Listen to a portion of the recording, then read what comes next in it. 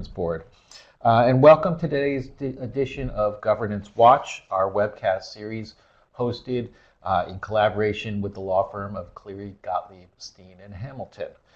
Today we'll be covering a topic of keen interest to the corporate secretaries, general counsels, senior managers, and others responsible for disclosure at public companies, and that's the recent changes to the SEC disclosure requirements, of which there are many. In recent months, SEC Chairman Clayton has announced a number of updates to the disclosure requirements. Some meant to clarify requirements, others meant to streamline the process. And to share the insights with us on these recent updates, implications for companies, and an explanation of the SEC's intent and background behind these changes, I'm pleased to be joined by three legal experts, Andrea Basham, Nick Grabar, and David Konerik. And so before let me introduce them now. So Andrea Basham is counsel at Cleary Gottlieb, and she advises domestic and international clients on corporate governance and securities law matters. Her practice focuses on disclosure and reporting obligations of public companies and public and private offerings of securities in the U.S. and abroad. Nick is a partner at Cleary Gottlieb, has extensive experience in international financings in private and public markets, U.S. securities law, regulations applicable to foreign issuers, and the regulation of financial reporting. And he plays a leading role in the firm's work with Fortune 100 companies, leading Mexican and Brazilian businesses, sovereigns, and global investment banks. And David Konerik is vice president and group counsel in the general counsel's office at American Express. His areas of practice include securities regulation, corporate governance, and capital markets and derivatives legal support. David advises the company and senior management on disclosure matters, including current, quarterly, and annual SEC reporting, bank holding company disclosures, Reg FD compliance, and social media policies. So before I get going, I've got a couple housekeeping notes here. We are offering CPE and New York CLE credit for participating in today's live program.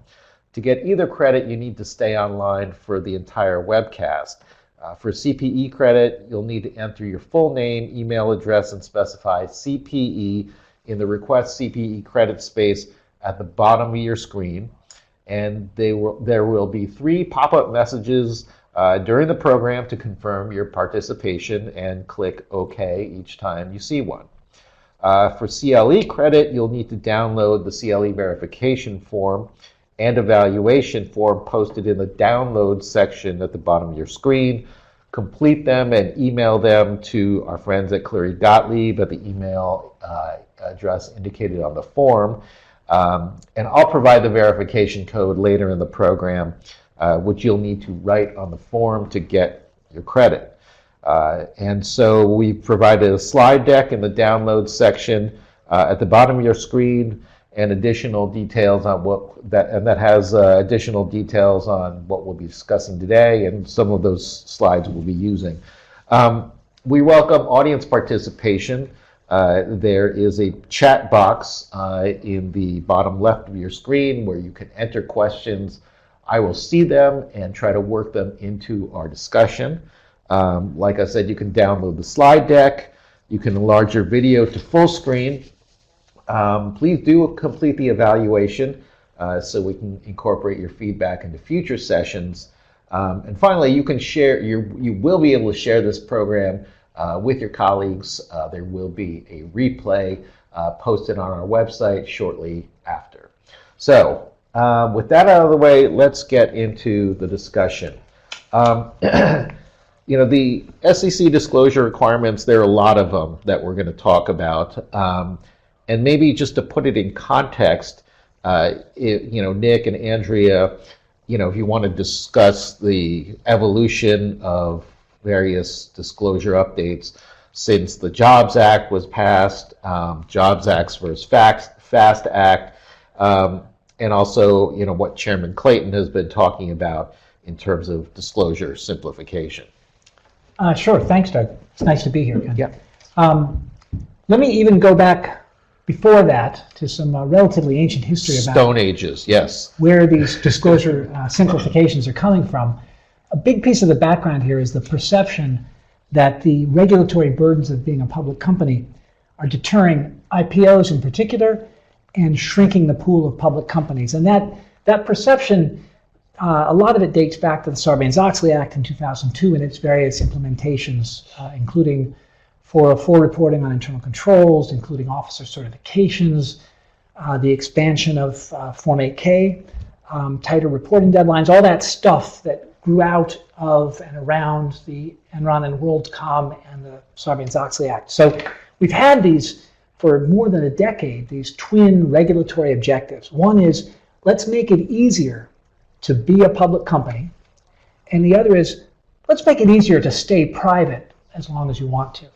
Those objectives have been around for a while. Why did it take the Commission a long time to get around to them? One big part of the answer is the Dodd-Frank Act, which in 2010, you may remember this, loaded up the Commission with rulemaking initiatives that kind of took away from the energies to be devoted to any simplification.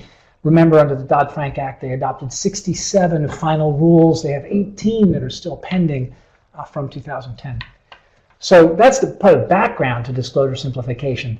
There are three separate strands in the disclosure simplification initiative, and it's interesting to remember this. It's also really easy to forget it, and if you do, this whole business of simplification starts to sound extremely complicated. So three strands, let's keep them apart. The Jobs Act in April 2012 created the so-called on-ramp for IPOs for emerging growth companies, had a number of other specific regulatory mandates for the Commission, and it had a general mandate under Section 108 of the Jobs Act to study ways to simplify the disclosure requirements of Regulation SK. That led to a report in December 2013, and so that's the first big strand of disclosure simplification. Second big strand, Mary Jo White's commission took advantage of that report to start up a project that had been already in people's minds when John White was head of Corp Fin, and then increasingly under Keith Higgins at the time, that they called the Disclosure Effectiveness Initiative. And they announced that in December 2013, created a big spot on the Commission's website for the Disclosure Effectiveness Initiative. That's the second strand, and it's broader in scope than the Jobs Act mandate because it extends beyond SK and includes financial accounting requirements. So the Disclosure Effectiveness Initiative spun off a whole bunch of separate rulemaking initiatives under the general rubric of effectiveness, a lot of which was simplification. And then the third big strand is the FAST Act. This is now December 2015. Congress wades back into the topic, directs the SEC to produce a report on modernizing and simplifying SK requirements. It's largely duplicative of what Congress had previously directed under the Jobs Act, but required a new report, now November 2016, about how to simplify SK. So you've got these three strands all coming together in a whole series of separate proposals on separate timetables. Got it. Okay. And so recently the SEC has adopted updates under the Disclosure Update and Simplification and FAST Act to simplify the disclosure regime for public companies. And so, David, you're probably a good one to talk about how companies are dealing with all of these rule updates, ensuring compliance, and a lot of this is probably burdensome for companies, and that's good for our viewers to hear about that. Sure. It is a simplification in large part, and the burden has mostly been on just keeping up with the changes. So I think the things that we're doing, and I think I would suggest probably a lot of public companies are doing, first, making sure as rule changes are coming out, socializing them through the organization. There's a lot of things that equally impact the legal teams as well as the accounting teams. Understanding the implications from an accounting perspective as well as a legal perspective has been particularly helpful. Briefing your disclosure committee to make sure that they're aware of changes that will be taking place in your documents. We've been updating our form compliance checklists as rules come out. and our disclosure controls and procedure reports to make sure that they're the most up to date. But on the other hand, I'd also say that you should take each filing at a time, one at a time. There's some things that have broader implications and need some infrastructure around it, but a lot of it is just very small tactical changes. And so when we're preparing our documents, I'm actually reopening the adopting releases and taking a look to see what it is that may have an impact. Something may have been lost in just preparing the form check that you're reading in a footnote somewhere that you realize you need to have a hyperlink somewhere or change your cover. I think that's also on the cover change is important because the SEC, you're seeing a rule come out. It takes weeks, maybe even longer to get it published in the Federal Register. They're taking some time then after adoption to getting the updated forms on the website. And so you want to continually just refresh and see if there's anything else to know or make sure you have the latest and greatest as you're ready to do a filing. Yeah, so I'm sure it's a good exercise to kind of update your forms, and there might be some stuff that you were missing in the past, not American Express, but other viewers out there. And so in terms of kind of these changes and what's been most burdensome, do you think, are these basically one-time fixes, or are these things that are going to be kind of a pain, every year going forward? I don't think there'll be a pain going forward. It'll be, again, as you do a filing, to making sure that each particular of that filing has been updated to address. There are some phase-in requirements, and that will come in over time. But for example, the most recent series of rule changes will have kicked in for some 10Q filers, but the changes that might only be for 10K won't come around till year end. There may be 8Ks that need to cover changes that need to happen, even in offerings that you might not do. You might do episodically, so it's not as easy as just, okay, you've made one change one place and now you've got to make sure it flows through. Yeah. I'd also say, another tip that we've been thinking about is, and it doesn't apply to every single one of the changes, but early adopt if you can, right? So clearly if they're taking away a requirement, you can't just take that away before it's effective, or else you're not a compliant form. I'm thinking particularly earnings to fixed charge ratio exhibit. If you didn't file that, in before it was effective, I don't know. You can't claim early adoption. Right, that wouldn't totally work. But one thing that we did at American Express, we were an outlier, I think, in most among a lot of public companies, where we actually cross-referred out of our financial statements to our legal proceedings section for our contingencies footnote. We've been doing that for years and years. Mm-hmm. That would no longer be allowed post May 2nd. We filed our 10Q before that, so we could have if we wanted to, but it just seemed like better practice. This is a rule, let's get it out of the way. We know, and that way we started our first quarter Q with that adopted. Now when we go to start our second quarter Q, it's already been implemented, and there will be no more referring outside of the financial statements. I think a lot of issuers are doing early adoption of IXBRL. That was a different initiative and not one of the three, but at least some of the cover tagging companies that are early adopting are already doing that. And I think that's just good practice and a way to make sure that you're staying on top of the changes. And a lot of this obviously is in coordination with your folks in finance, controller, external reporting, and all of that. Absolutely. Again, some of those, you want to make sure that the financial statements, for example, we needed to make sure that what we were doing as bringing in the legal proceedings into the financial statements, now it's their provenance, and I want to make sure that they were comfortable with that disclosure as well. Yeah, and of course the auditors. Right. Let's see. Maybe Andrea, you can take us through some of the most significant amendments under the disclosure update and the FAST Act. Sure. And before we even get to the FAST Act, or the recent proposals and adopted rules under the FAST Act, just to take a step back from where Nick left off for a second and talk about when Clayton actually was sworn in and how he progressed some of the initiatives that had begun prior to his tenure.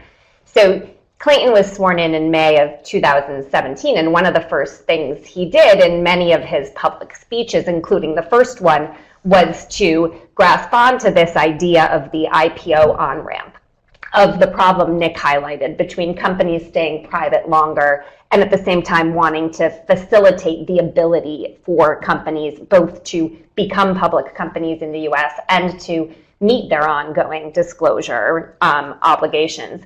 And so he very quickly jumped into that, and as a result, we saw a series of proposed and adopted rules come out very quickly after he took office. So first, as Nick mentioned, the release on the modernization of regulation SK disclosures came out in November of 2016. He also proposed the disclosure simplification updates in July, right after he was sworn in. And in August, we saw this interim temporary final rule on the 10K summary, which is permitted now. And it's funny because that's one of those things that was actually mandated by the FAST Act. And he was very quick to get it done. We haven't seen a whole lot come out of that, but it has, now become a thing. So there are kind of two general categories of rules that Clayton's team has focused on. One is the reduction of disclosure burdens. So changes to substantive rules to make them, in general, easier to comply with. And those include all of the SK proposals that have come out, some of the concept releases that we've seen come out on SK, the proposals we've now seen come out on financial disclosures about entities other than the Registrar, and the proposals and adopted rules we've seen come out on mining and on bank disclosure in the industry guides, for example. So all of those initiatives are very much focused on substantive changes to the rules. And then on the other hand, we have a whole other set of rule proposals that are focused on making the disclosure system easier for registrants by changing certain thresholds underneath which disclosure is supposed to be easier. So for example, the smaller reporting company threshold, which has now been changed to 250 million, has increased the category of companies who can basically have fewer compliance obligations. And then separately, we very recently saw a proposal regarding the accelerated filer definition, which is interesting, going all the way back to Sarbanes-Oxley, because what that would do would be to expand the category of companies that don't have to comply with the auditor report on internal controls. So as background, Clayton has really completed a lot of initiatives and seems to be making an effort to do so. And so what we've seen recently are two very specific rule adoptions that have basically ticked off a lot of the FAST Act requirements. And so Nick's going to talk a little bit about disclosure updates, and then I'll talk about the FAST Act. So and again, going back to the multiple strands of this effort, the first of these two grab bag proposals to become effective was the one that dates back to the Jobs Act. That was the piece that was proposed in July 2016, adopted in August 2018, and summarized on slides 9 and 10 in the slides that accompany this presentation. So the first grab bag, the one that became effective in August 2018, kind of resists summary because its general themes are eliminate duplication and redundancy. So there are a large number of items on which the Commission took out of the rules governing, I'll say, the front of the report, information that's called for in the back of the report under accounting rules. So eliminate duplication and redundancy. Second major theme, eliminate antiquated disclosures, stuff that either nobody cares about anymore or anybody who wants it will Google it. Why put it in the report? That applies to things like the ratio of earnings to fixed charges, stock price tables, and so on. There's almost nothing new in that first grab bag proposal that was adopted back in August. The second one is more interesting. Well, just on the first one, I'll just say from an initial perspective, it was a lot of fun to take out that duplication. A lot of it was accomplished, frankly, just through cross-references. And you get to your report, you get your 10K and say, why do I have this random cross-reference to your geo footnote or your segment footnote. So that was good fun. It was a kind of a festival for disclosure. Right, nerds. exactly. Yes, I always wanted to get rid of this. You know, on the earnings to fixed charges ratio, I think this is more in line with the principles-based approach to disclosure, where if it's relevant to your company, if it's in an offering document, you may want to put it in, and maybe the walk on how you calculate it is relevant to an investor, and you can do it. You just don't. Not everybody has to do it, and not everyone has to do it as an exhibit. Yeah, just because it's eliminated doesn't mean you have to necessarily banish it. It could be, you could say that this is actually useful to our particular investors. Exactly.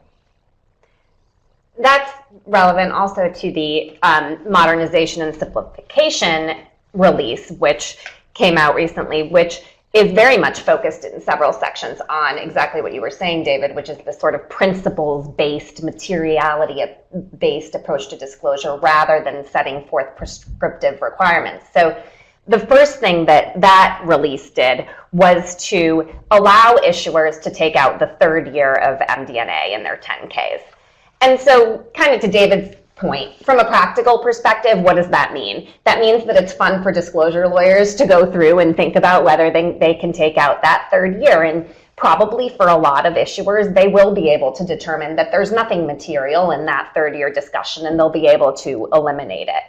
And from a sort of loftier goal perspective, and the release states this, I think the hope is that the old sort of line-by-line comparison of years will change such that issuers are able to put forth an understanding of their income statement that is more worthwhile for investors and that really highlights the things investors should be focusing on instead of going through what we've been doing for years with the line-by-line. I think it remains to be seen whether there will be registrants that kind of take this and run with it in a way that changes the old format, and so we'll see what happens there. So I'll say it from, this is just one issuer's perspective, but I mean, it is much more now focused on principles based rather than this is one way to do it. And I remember hearing even when I first started practice, it was like the elevator, this goes up and then this goes down type of a disclosure, and is that really valuable? But at least again, from our perspective, that is, in large part, we look at year-over-year comparisons, right? That's how you find trends, that's how you see interesting things, and then it's a matter of how are you describing it? Are you doing that in an effective way?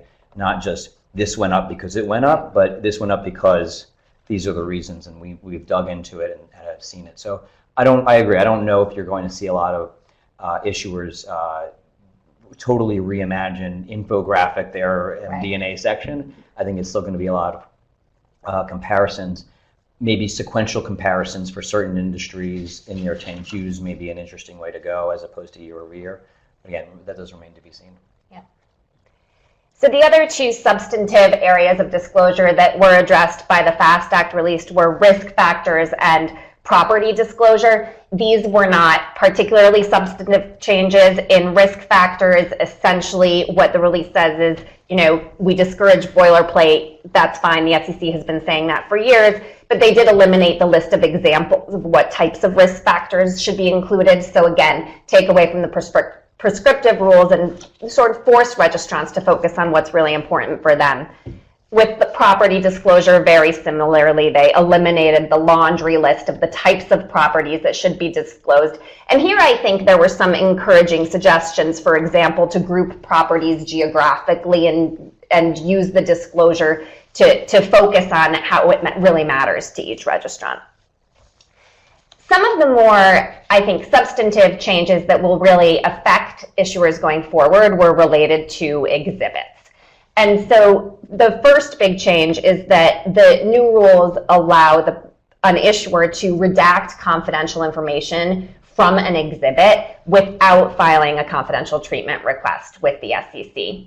The rules that govern when you are permitted to redact confidential information remain exactly the same. So you still have to have the same commercially sensitive business reasons for redacting information, and you have to be able to prove to the SEC down the line that you have those reasons if they are to come back and ask questions about the material that you've redacted. And I think we'll see how the staff does approach that, but I think that it would be, if an issuer is going to rely on this, even though you don't have to go through the entire process and actually create memos, and it may not be a bad exercise from a compliance perspective to still write down contemporaneously what your legal and factual basis are for the confidentiality of it. So at least you're ready, if asked. Yeah, I agree with that completely. And interestingly, of course, one of the first questions we got coming out of this, right, was, oh, are people going to try to use this opportunity to redact more information? And I can say that from our own experience and what we've been hearing on the street, in recent filings, the SEC has in fact been asking to see the unredacted versions of exhibits. So while we have not yet seen the SEC come back and say, send me the old, justification letter that you used to provide to me, they are looking to make sure that you're not over redacting. So, and I suspect they will ask questions if people do. And it's probably also worth noting that there's very specific guidance, very recent, from the SEC about what to do with older confidential treatment requests and how to continue update and ask for extensions if you need to. Yeah. So just worth a flag there. No, that's a good point. Second on exhibits, the look back period for material contracts. So it used to be that all material contracts, whether or not they continued to be in effect, had to remain with a filing if they were from the prior 2-year period. That requirement has now been eliminated except in the IPO context. Omitting schedules. So we've, for a long time, been able to omit exhibits to exhibits. We often call them the schedules to M&A agreements, but that permission has not in the past been one that is applicable to all material contracts. That has now been expanded, which I do think, I don't know, David, you tell me, but often those are just pages and pages and pages of what we determine to be immaterial information. Right. So I think it's a cost saving more than anything. I think that's exactly right. And then lastly on exhibits, one that is a little bit different because it's not a taking away, but actually an additional requirement, is the requirement to include now with a 10K a description of your registered securities. I think for most issuers that will not be hard to comply with because that description probably already exists from a 33 Act registration at some point in the recent past, and you'll pull that over to an exhibit.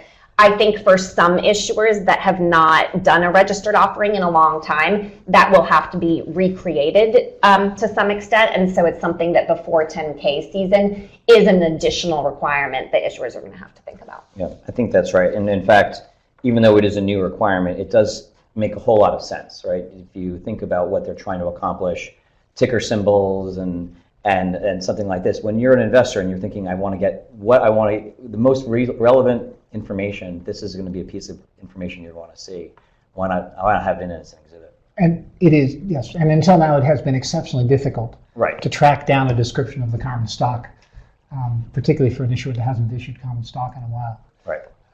I just mentioned, you mentioned the elimination or the permission to omit exhibits to exhibits.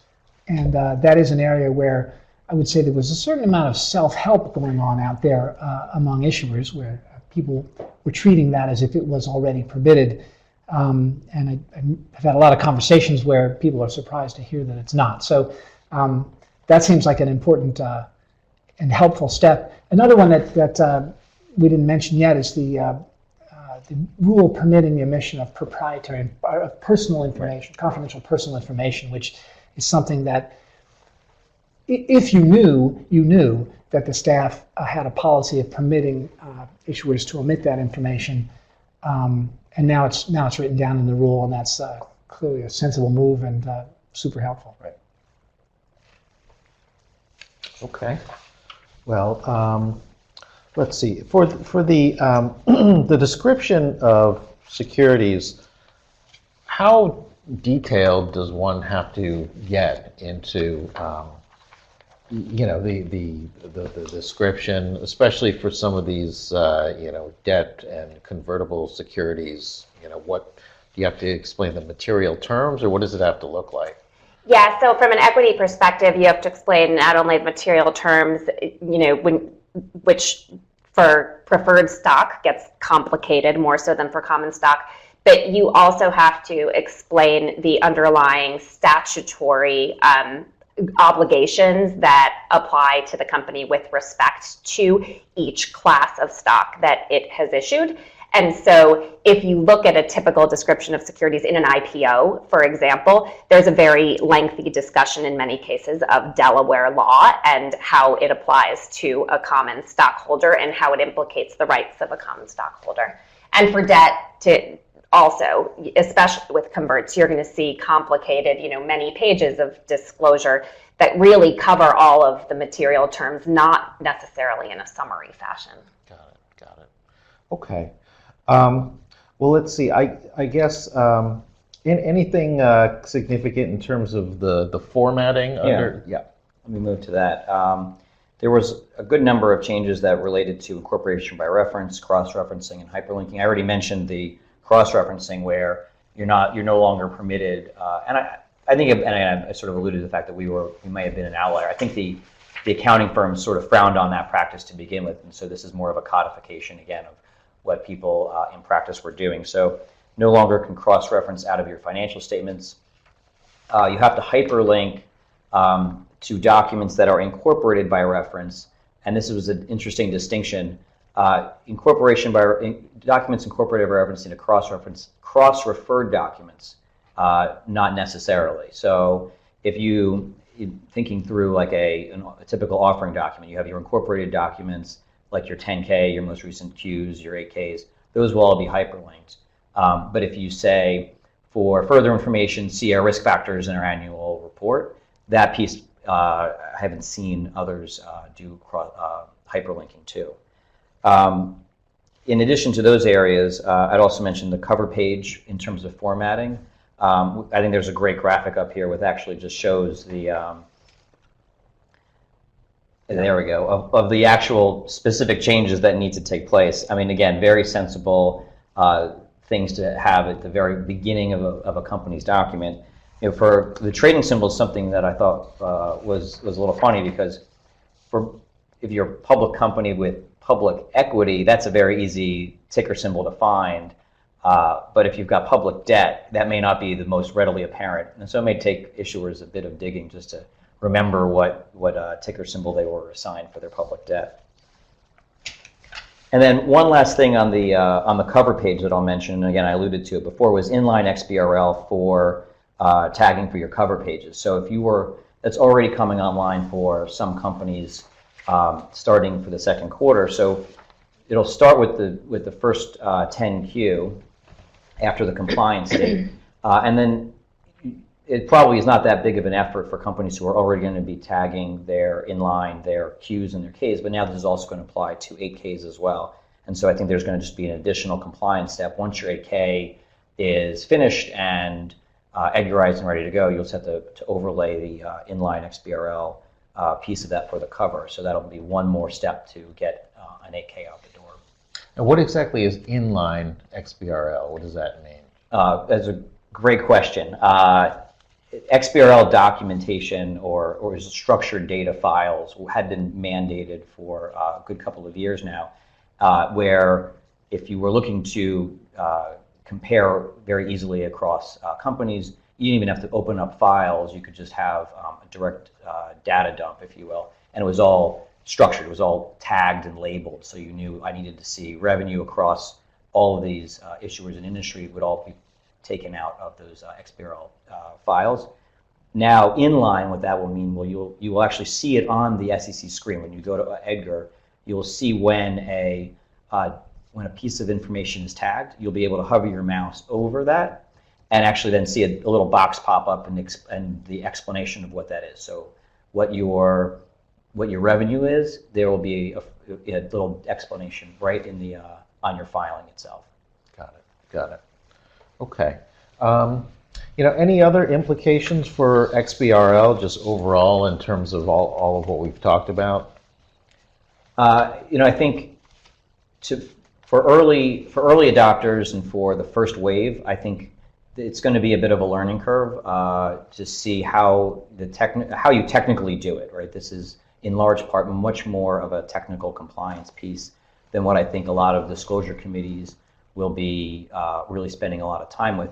I think that the governance piece will be making sure that there is a compliance effort, and there are either you're using vendors to do your XBRL and now your inline XBRL, or you've got in-house work to do that, and you have a work stream to accomplish it. Got it. I do, as to XBRL, see a certain irony. I don't know if you agree with this, David, that a commission that's focused on simplifying is also focused on intensifying the utilization of XBRL. And one of the observations that we got, we'll talk in a minute about quarterly reporting, but we heard from a lot of issuers in connection with quarterly reporting that one of the things that slows down the 10Q is the XBRL process. We represent a lot of non-US issuers for which the XBRL process is also, now that IFRS is online, IFRS financial statements must be filed in XBRL.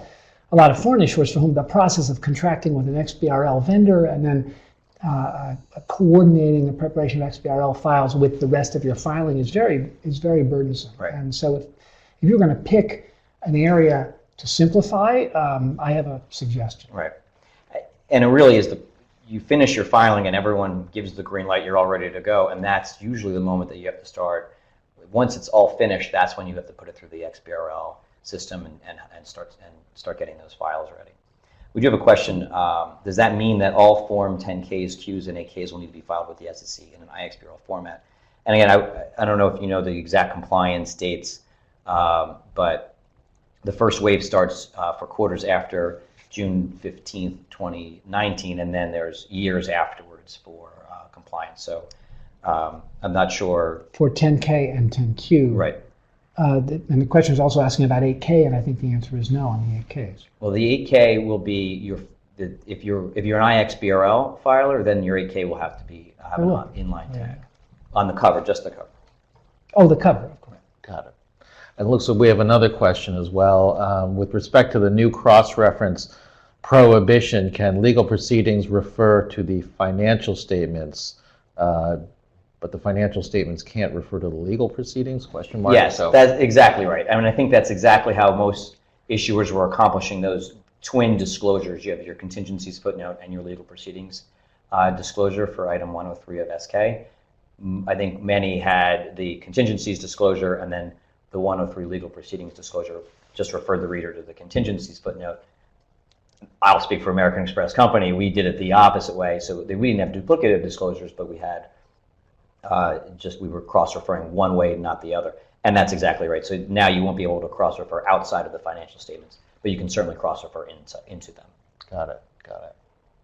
Okay. Anything else you want to cover in terms of the FAST Act here? What do you think, just overall in terms of everything you just explained, if you were to tell someone, all right, look, there's a lot here.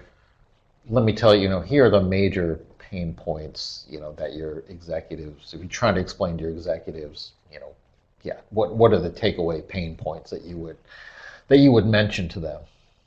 So like if they had the ear of a commissioner, for example, I don't think that there's really anything in this body of new rules that again I think there's always something new to come out. This is not creating, in large part, there are certain things that you'll have to do. One of the things that we went over, because I think it's in large part already fully implemented, is having shareholders' equity statement in every 10Q.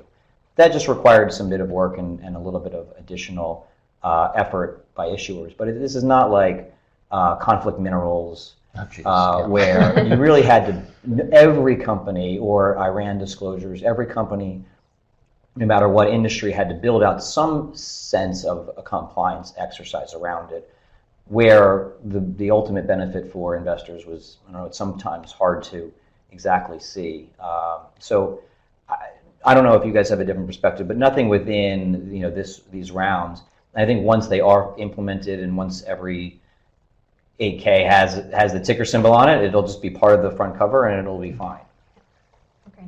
Yeah, I agree with that. You mentioned earlier, as far as pain points, you mentioned earlier the change in the MDA requirements, and I feel like these two grab bag proposals that adopt a whole bunch of rule changes a lot of these rule changes they're laborious to implement the first time. As David said, once implemented, they'll carry forward easily enough. They, for the most part, take away tasks or options that issuers used to have in a way that makes life easier once you learn it. There are other things that could be done under the rubric of simplification that I'm not sure executives would be asking for this, but certainly outside counsel would be asking for it. You mentioned the MDA requirements. Today, the requirements that really govern MD&A are a combination of a fairly unclear regulatory text and several successive SEC staff pronouncements on the subject. And it would be a big improvement in internal discussions if a lawyer could say, look, there's a rule that requires that you talk about critical accounting estimates, and there's a rule that requires that you talk in this way about known trends and uncertainties. So if I were looking for an energetic reform that's really useful to the discussion internally at a company, I would nominate revising the MD&A requirements. And it'll be interesting to see what comes down the pike on that front, because when the concept release came out on SK modernization, many commenters made that exact point. We have this grab bag of guidelines, and we always have to look in 6 different places to remember what they are, so can you please streamline them into one place for us, right? And just a couple days ago, as I mentioned earlier, the new Reg Flex agenda came out, and one of the things we're expecting to see is coming out of this initial grab bag of changes, now perhaps more substantive changes. If you look back at the original concept releases, there were a lot more substantive changes proposed, including with respect to MD&A, to the business section, to selected financial data. And interestingly, the way it was laid out in the recent Reg Flex agenda is that the SEC split the new disclosure pronouncements to come into 2 substantive pieces. So the initial one appears to be intended to cover MD&A, selected financial data, and supplemental financial information. And then there seems to be a second one coming down the pike that's going to cover business, legal proceedings, and risk factors. So I think our expectation is that in those 2, what will maybe be rule proposals, we will see a lot more substantive changes that I think, in-house folks will have to think a lot harder about how to make those changes. And I do think, at least if the commenters' recommendations are followed, they will be largely more materiality-based and less prescriptive. Got it. Okay, let me just pause and let people in CLE land know that the verification code is 11812. So write down 11812 on the verification form that you'll need to send back to Cleary Gottlieb on the at the email address indicated. Let's move to kind of forward-looking and predictions. Upcoming SEC initiatives. If there are a lot of potential ones, of course. What do you think? If you were to pick one to kind of highlight, which one would it be? Andrea, maybe we'll start with you. Sure. So one that's near and dear to my heart, as I often advise on it, and that I think is hopefully likely to come to fruition, is are all of the changes related to disclosures about entities other than the registrar. So there was a concept release in 2015, I believe, that addressed debt, guarantors, collateralizers of securities, targets in M&A transactions, businesses disposed of, and equity method investees. And that concept release covered all of them and had really interesting questions and suggestions about how all of those disclosures may change. So now, 4 years later, we've seen 2 different rule proposals come out. The first one relates to debt securities. And interestingly, I think the way we think about the world of debt, often I think companies are not pursuing a registered offering of debt because the rules are so burdensome with respect to guarantors. In particular, the financial statements that you have to produce for guarantors that tend to be requirements for full-blown financial statements, for example, have always been burdensome. And then you look at the world of 144A, where companies are issuing, the same types of companies you'd expect to see doing registered offering, are able to do 144A offerings, where the market has accepted a lower level, effectively, of disclosure about guarantors. And so the proposal acknowledges that expressly, which I think is interesting, and the proposal would very much change the disclosures required about guarantors from a financial perspective, to make them more materiality-based, to change the thresholds above which you do have to provide disclosure, and to really streamline some of the disclosures so you're giving investors what they really need about guarantors, instead of this panoply of information that has been created over the years as a rule requirement. So that came out first, that release, and then just a few weeks ago we saw a rule proposal on acquisitions and dispositions and the financial statements related to those. So on that front, with respect to acquisitions, the rule proposal would change the thresholds above which financial statements are required for the company you are acquiring. And so it would both raise certain of the thresholds and change the numbers of years of historical financial statements that you would be required to provide.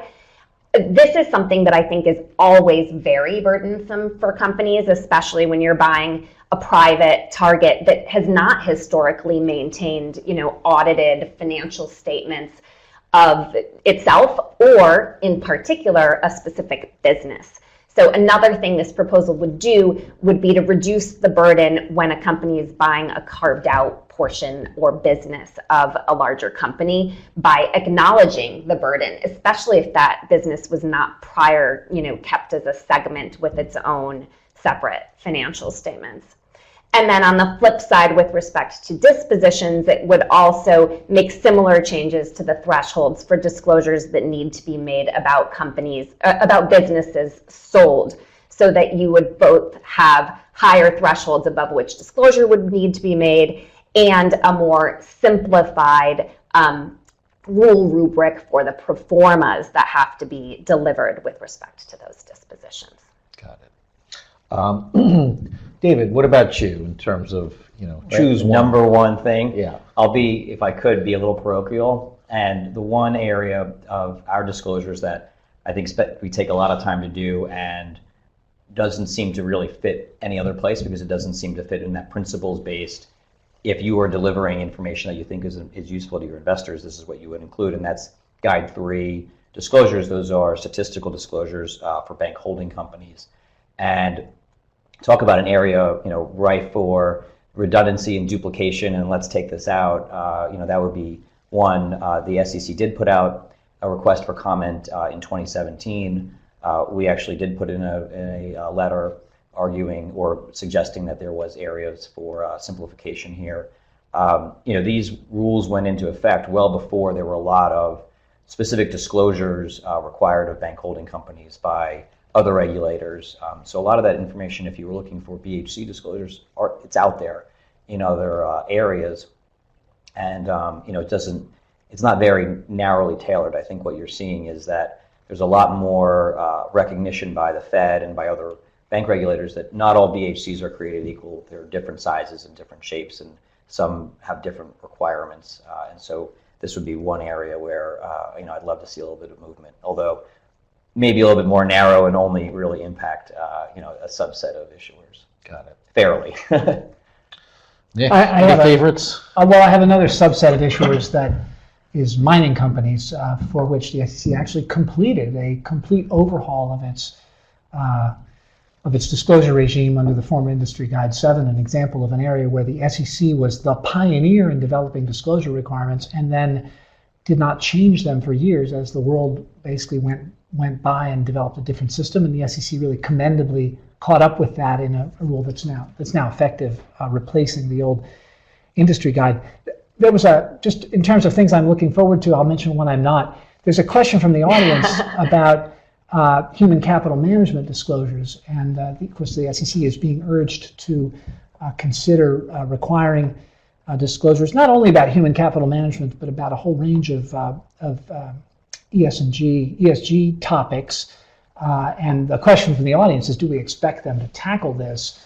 I'll just tell you my guess. I'm curious what you think. If I were sitting in the building, I would be hoping that this cup passes from me and doesn't have to be taken up until I'm off the commission, because I think it's a really hard problem. I don't know quite where the commission would start. I think they have not had good luck with imposing disclosure requirements in areas like this, where the traditional definitions of what's material to investors are hard for them to grapple with. So my guess is there's not going to be a lot of momentum within the building to get human capital management disclosures done. Right. I love that the comment actually gives us a little bit about in the next couple of quarters. I don't think so. And just to that point, I think a lot of this area is developing as to what is material and how to think about that. And now there are actually investors for whom some of this information would make them think about how to make an investment decision, and that's fair. And I think that's just we'll have to continue to watch this space to see where that grows and whether that becomes sort of within the canon of what materiality is. Apart from laziness and conflict avoidance, which are two of my principal qualities, there's also wisdom in waiting to see what happens and letting the market develop a sense of what's material in ESG and in human capital management. Also, especially with human capital management, it seems like there's a lot of talk about that as a concept or as an area, but not a lot about kind of, specifics in terms of, okay, investors, what are you looking for in particular other than, tell us about human capital management, metrics and oversight, and there's a ton of it.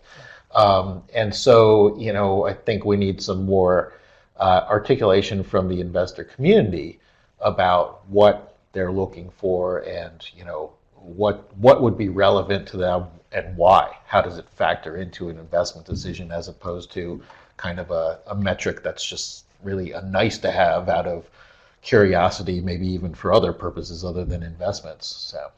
And to David's point about materiality, I think this is an area that's particularly difficult for the SEC because it's one where disclosure in certain industries is going to be completely different and have a completely different worth to investors than in other industries. There are going to be some industries, I think, in which this doesn't matter at all and investors won't care at all. And so it's very hard to make a blanket set of rules that applies to all industries. So things I am looking forward to? Yeah. I'll mention a couple that just appear in the regulatory flexibility agenda that the SEC has published.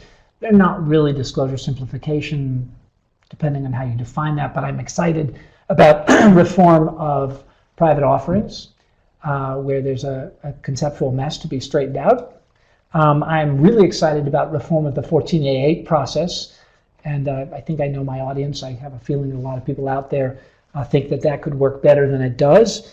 And I'm kind of excited about regulation of proxy advisors, but we're talking about disclosure requirements, and I want to come back to quarterly reporting because people saw that in December 2018, the SEC released a request for comment on the quarterly reporting process. They positioned this as growing out of the Disclosure Effectiveness Initiative that I referred to earlier. It also grows out of a larger current of thought about short-termism and the risks to the economy and to public companies of short-termism. That is, in a way, it's a new issue for this disclosure simplification agenda. Of course, it's been in the air. Lots of voices raising this question of short-termism. Jamie Dimon, Warren Buffett, President Trump in a memorable tweet.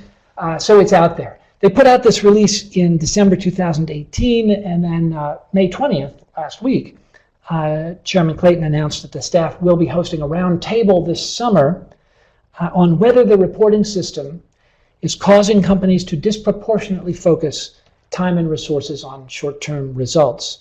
An interesting subject. It's not yet on the regulatory flexibility agenda, but maybe it's making its way there. I would look for slow progress on this, but the bright side of that initiative is the simplification point. There is, in particular, a lot that could be done to simplify 10Q reporting one of the challenges of 10Q reporting is that the SEC itself only controls so much of it because the accounting requirements drive a lot of what's in the notes and makes the 10Q challenging to prepare. So the bright side would be further progress on simplification with respect to quarterly reporting. The potential dark side is the possibility of calls to increase regulation of the earnings release system.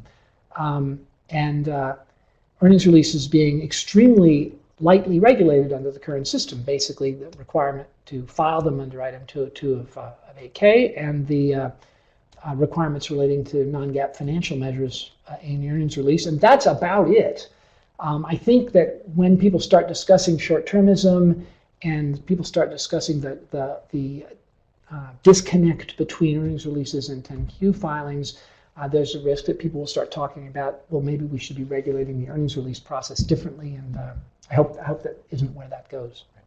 What do you think we could expect from this roundtable that they talked about just recently? Well, that's an interesting question. The SEC roundtables have a checkered history. Some of them involve a certain amount of head scratching that ultimately doesn't really go anywhere, and some of them, in a really glacial way, do lead to ideas that ultimately change the reporting system. And I think you look back at the roundtables in the 2000s on how the proxy process works, and you can see the fruits of those seeds in more recent changes in the proxy process. On this point, however, I suspect that there's going to be a lot of discussion of the merits of private ordering and the proposition that private ordering is what really drives quarterly reporting. To me, the SEC's job ought to be to make it easy for companies to comply with their regulatory obligations every quarter, and then to let the market drive the communications that happen in the earnings release. Yeah, and probably, we might even see some more philosophical discussions around, is short-termism an actual thing? And it'd be interesting for them to, maybe Senator Phil Gramm could come back for the next roundtable and explain how that fits into his, the history of the Enlightenment, etc. So, so with that, I think we are going to sign off. And just before we break, I want to let you know about some of our upcoming events. We have a meeting on June 10th in Chicago to talk about the job of the corporate director from the perspective of investor relations professionals. The conference board has a very important conference on June 18th about emotional well-being in the legal profession. It's the first time we're doing this. And then the next episode of Governance Watch will be on July 11th at noon Eastern. Again, for those interested in CLE credit, download the forms, complete them, email them back. Make sure to write the number 11812. CPE credit, just make sure you've entered your full name and address, email address, and specified CPE in the space provided at the bottom of your screen. And so, David, Nick, and Andrea, I want to really thank you for your insights, and I want to thank the audience for joining us today. Thank you.